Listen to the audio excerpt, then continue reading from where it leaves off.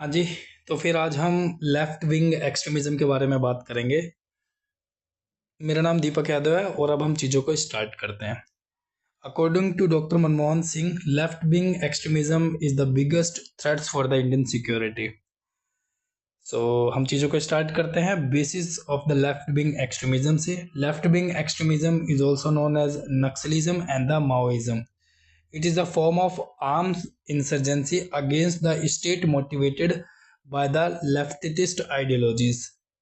ये philosophers of the 20th centuries की बात करें तो 20th सेंचुरीज के बहुत बड़े फिलोसफर थे जिनका नाम था कार्ल मार्क्स। और founding father of the USSR is Vladimir Lenin, जो कि लेफ्ट विंग एक्सट्रीमिज्म को फॉलो किया करते थे।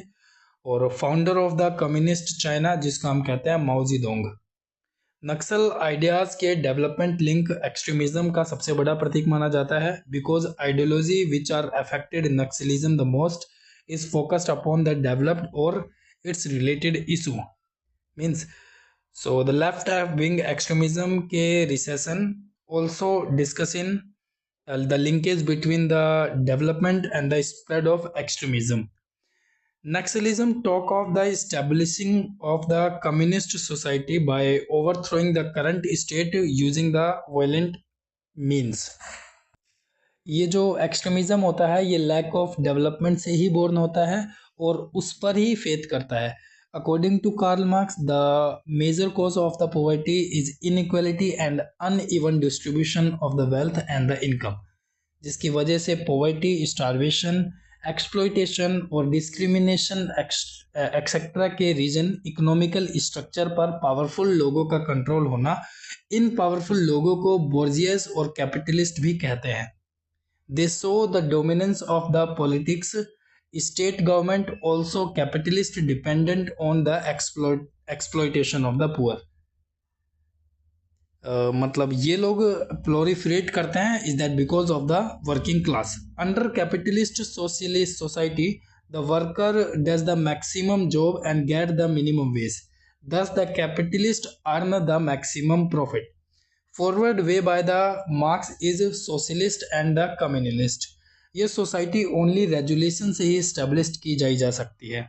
The first experience of the Marxist ideology was witnessed in Russian Revolution of 1970s, when the communist state was formed in Russia under the leadership of Lenin। 1949 में China में भी माओ Zedong ने एक revolution को lead किया था और वहां पर भी एक कम्युनिस्ट स्टेट को बिल्ड करने की कोशिश की गई थी। इंडिया में नक्सलिज्म का इंस्पिरेशन माओ जेडोंग को ही माना जाता है, because he modified the Marxist ideology. जहां पर कार्ल मार्क्स का कहना था कि कैपिटलिस्ट अपने पीक पर जब वो पहुंच जाएगा तब रेवोल्यूशन इनएविटेबल और अनअवॉइडेबल हो जाएगा और केवल एडवांस्ड कैपिटल सोसाइटी में भी सोशलिस्ट की डिमांड की जा सकती है। But Mao Zedong claim that the communist society can also be a form in a peasant और agrarian societies like China. Marx believe in worker-led revolution and Mao Zedong in village peasants। यही reason है कि जहां India जैसे agrarian देश में capitalist और industrial development प्राइमरीटिव stage में था, वहां कम्युनिस्ट को रेडिकलाइज को माओ जेडोंग के आइडिया कुछ ज़्यादा अच्छे लगे, लेकिन कार्ल मार्क्स के आइडिया अच्छे नहीं लगे। Marks through wrote about the resolution but he did not describe the detailed process। Means जो मार्क्स थे उन्होंने रेजुलेशन के बारे में लिखा था किस प्रकार से रेजुलेशन हो सकता है, लेकिन उन्होंने इस रेजुलेशन का डिटेल डिस्क्रिप्शन नहीं दिया था। हम दोबारा से बात करते हैं। जो कार्ल मार्क्स का ये कहना था कि कैपिटलिज्म अपने पीक पर पहुंच जाएगा तब रेजुलेशन इनएविटेबल और अनअवॉइडेबल हो जाएगा और केवल एडवांस कैपिटलिस्ट सोसाइटी में भी सोशलिस्ट की डिमांड की जा सकेगी। तो सबसे पहला क्वेश्चन हमारे में ये उठना चाहिए, how will the communist resolution happen. The Lenin and Mao talk in detail about the communist resolution, जिसमें स्टेट पावर को कैप्चर करने का मोडस ऑपरेंडी मेंशन किया गया था। माओ जेडोंग ने इस पूरे प्रोसेस को प्रोट्रैक्टेड पीपल वॉर कहा था, जिसमें लोगों के द्वारा formation of military lines and arm struggle से स्टेट पावर को कैप्चर करने की बात की गई थी। इंडिया का नक्सलिज्म इस स्ट्रेटजी को फॉलो करता है, इसलिए इसे नक्सलिज्म और माओइज्म या फिर माओवाद बोला जाता है। यहाँ पर मार्क्स आइडियाज को फॉलो करने वाले लोग वॉयलेंट और नॉन वॉयलेंट मेथड दोनों तरीके से सपोर्ट किया जा सकता है मार्क्स के आइडियाज को। अब हम कुछ इंपॉर्टेंट फैक्ट्स के बारे में बात कर लेते हैं। The first fact is the Naxal attack has been reduced over the year as per the various reports.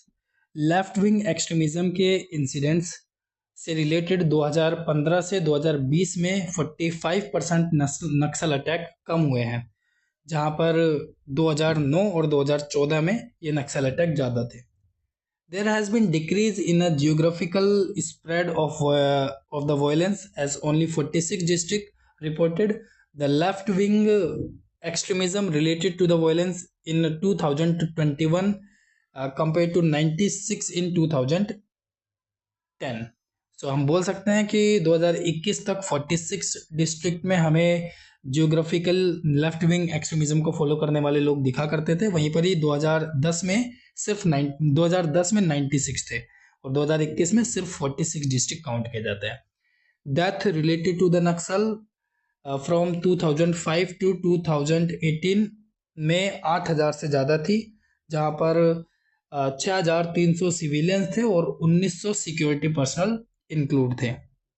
अगर हम रेड कॉरिडोर्स की बात करें, इंडिया के ईस्टर्न बेल्ट पे located states like Telangana, Andhra Pradesh, Chhattisgarh, eastern Maharashtra etcetera Naxal affected highly intensity zone में आता है। जहां पर हम महाराष्ट्र की बात करें, जिसको हम कहते हैं गढ़चिरौली, और छत्तीसगढ़ में बस्तर और दंतेवाड़ा, यहाँ नक्सल की पकड़ बहुत स्ट्रॉन्ग है। और despite reducing the intensity of the Naxal succeed in carried out in some deadly attack in last few years. So अब हम history and evolution of Naxalism in India के बारे में पढ़ेंगे। इंडिया में कम्युनलिस्ट आइडियोलॉजी का फॉर्मेशन USSR के formation के बाद से देखा जा सकता है। Communist party of India was formed by M.N. Roy in 1925, जिसमें कम्युनिज्म और सोशलिज्म में वॉयलेंट रेवोल्यूशन पर विश्वास नहीं रखा करते थे। देयरफॉर मार्क्सिस्ट रेवोल्यूशनरी पॉलिटिक्स में बहुत ज़्यादा लिमिटेड हमें देखने को मिली। 1960 में नक्सलिज्म को स्टार्ट होते हुए देखा गया और 1964 में due to the internal conflict of CPI got divided into CPI Marxist and CPI in 1964, but they both support the democratic politics. पर जो कुछ भी हुआ वो लीडर को एक्सेप्टेबल नहीं था, और पर इन रेडिकल लीडर्स का एक्चुअल राइज एक इंसिडेंट से हुआ जो 1967 की बात है। The left wing extremism in India originated in 1967 uprising the Naxalwadi West Bengal by CPI Marxist. 1967 to 1974 is considerable as a first phase of Naxalism in our India.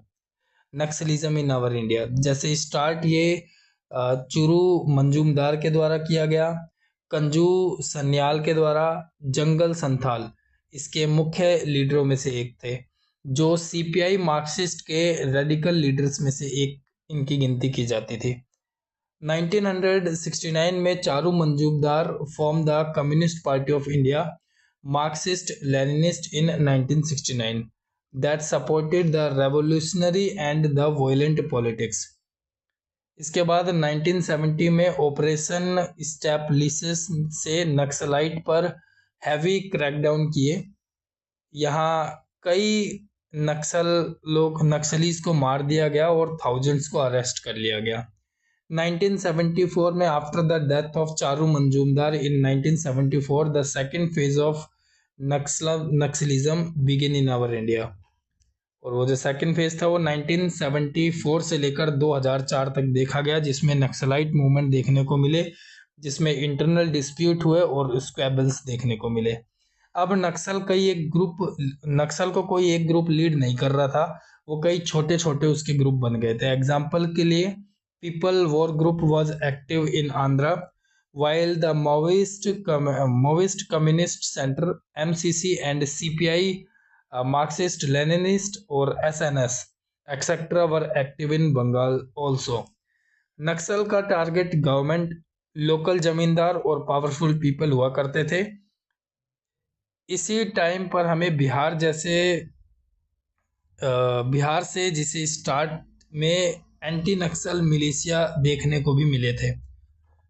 अब यह India के less development state like Bihar, Orissa, Andhra Pradesh, Chhattisgarh तक spread हुआ है और waste Bengal में बाद में आ गया है। यह area tribal dominated, mineral rich और फॉरेस्टेड लैंड है, और जिसको हम रेड कॉरिडोर्स के नाम से जानते हैं। In 2004, two major left-wing extremist group started the People War Groups and the Marxist Maoist Communist Centers (MCC) were merged to form the Communist Party of India, Maoist and the CPI Maoist। बाद में इसे UAPA के तहत ban कर दिया गया था। UAPA means unlawful prevention activities के तहत इन जो पीपल वॉर ग्रुप्स थे उनको बैन कर दिया गया था, जैसे माओइस्ट कम्युनिस्ट सेंटर और the communist party of India and Maoist and CPI Maoist. Third phase of Naxalism इसमें स्टार्ट होता है, जिसमें जो वायलेंस है वो स्प्रेड हो चुका है around 76 district and 10 states of our India। According to data of Ministry of Home Affairs, Naxalite in 2017 में 1000 आर्म फाइटर्स मोर देन 400 कार्डे स्ट्रेंथ के साथ ऑपरेशन किया जा रहा था। इसी टाइम पे 2010 में दंतेवाड़ा अटैक में 76 सीआरपीएफ को मार दिया गया, और 2013 में दरभा वायलेंस देखने को मिला और सुकमा वायलेंस देखने को मिला। तो it's all about the phases of the Naxalism. हमने 3 फेजेस पढ़े। पहला फेज स्टार्टिंग फेज था, दूसरा मिडल, और सबसे लास्ट वाला जो 2004 के बाद जो था वो हमारा थर्ड फेज ऑफ नक्सलिज्म की तरह देखा जाता है। अब फाइनली अब हम method and the modus operandi of Naxalism के बारे में पढ़ेंगे। Left wing extremism and Naxal organization government को ओवरकम करने के लिए आर्म वायलेंस का यूज करते हैं। इसका target government machineries, security forces, politicians और इनोसेंट सिविलियन हो सकते हैं। Naxal use the terror attack to commit individual murders, abduction, extortion, etc. fulfill their objective, high profile murders and kidnapping also। With the support of the local population, Naxal sometimes also try to run the parallel government as well। The influences of the elected government is less and the influence of the Naxalite is more। और ये service delivery भी करने का काम करने लगते हैं। They also attack the local leader to keep them run away from the democratic politics। Propaganda को स्टार्ट कर देते हैं वो लोग गवर्नमेंट के अगेंस्ट, ताकि वो गवर्नमेंट की नेगेटिव एक पोर्ट्रेट और इमेज क्रिएट कर अपनी हेजीमनी को मेंटेन कर पाए। Naxal also get involved in money laundering and use the network of transnational organized crime group and secure the funding from themselves as well। Funding को secure करने के लिए कई बार अपने आप को ये खुद को ये drug trafficking, opium farming, extortion और बैंक रॉबरीज भी करते हैं। ये लोग आर्म ट्रैफिकिंग से लेकर टैक्स कलेक्शन को भी स्टार्ट कर देते हैं। Liberated zone are the areas where the Naxals succeed in forming their parallel governments। Guerrilla zones जैसे कि government versus Naxal struggles. Base areas where the government control is stronger. Guerrilla warfare the state पर surprise attack के खिलाफ जंगल में खुद छुपे हुए रहते हैं, क्योंकि उन्हें पता होता है कि स्टेट सिक्योरिटी फोर्सेस के सामने वो बहुत ज़्यादा वीक है। और कन्वेंशनल वॉरफेयर में वो स्टेट से जीत नहीं सकते। To strengthen their hold and maintain the support, Naxal take help from the front organization, जैसे फंडिंग, अपने प्रोपेगेंडा को मेंटेन करना, रेडिकलाइज करना लोगों को और अपनी आइडियोलॉजी को सपोर्ट करवाना। कुछ फ्रंट ऑर्गेनाइजेशन को इंटेलेक्चुअल्स रीड करते हैं जो आइडियोलॉजिकल सिंपथी को भी इंश्योर करते हैं। Various such organization help the Naxal leader to evade the legal liabilities as well. So it's all about the left wing extremism, Naxalism, history and their modus of operandi. इसके बाद हम लोग changing nature of Naxalism and emerging challenges जो नक्सलिज्म को देखने को मिल रहे हैं इसके बारे में डिस्कस करेंगे। Thank you.